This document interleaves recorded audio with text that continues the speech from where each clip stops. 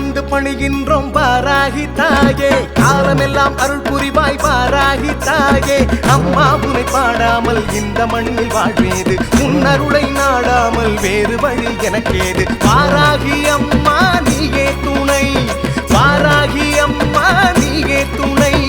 நாடி வந்து பணிகின்றோம் வாராகி தாயே, காலமெல்லாம் அருள் புரிவாய் வாராகி தாயே.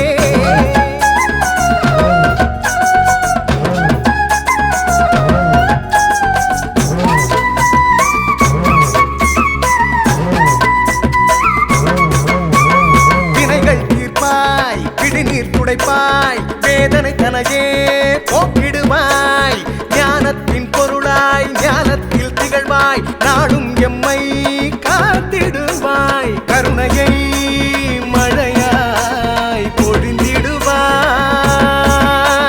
விதியினை மாற்றி தந்திடுவாய்.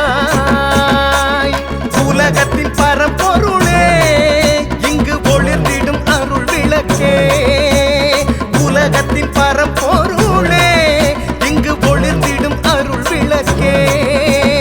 வாராகி அம்மா நீயே துணை, வாராகி அம்மா நீயே துணை. நாடி வந்து பணிகின்றோம் வாராகி தாயே, காலமெல்லாம் அருள் புரிவாய் வாராகி தாயே.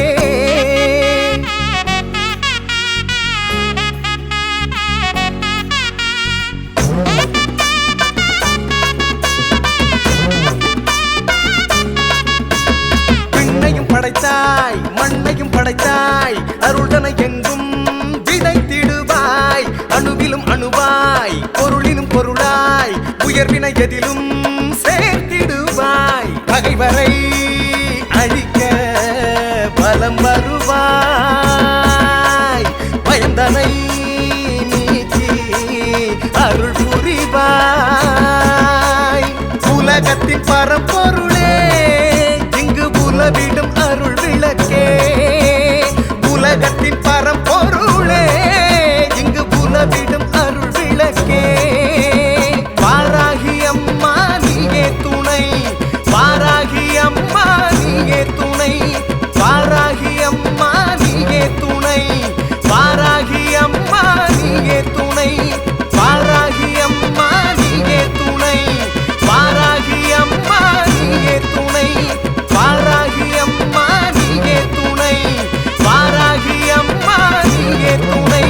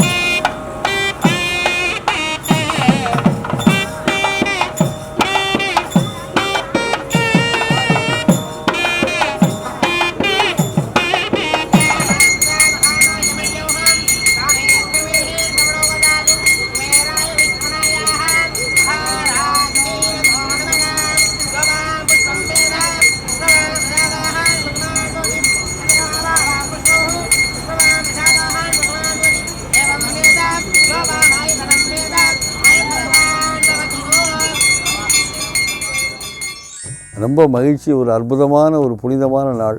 ஜீவ அமிர்தம் என்ற ஒரு அற்புதமான நூலை என் கையில் வைத்திருக்கின்றேன். எண்ணற்ற ஜீவ சமாதி உள்ளவர்களையும் பெரிய பெரிய மகான்களை பற்றி அற்புதமாக சொல்லியிருக்கின்றோம்.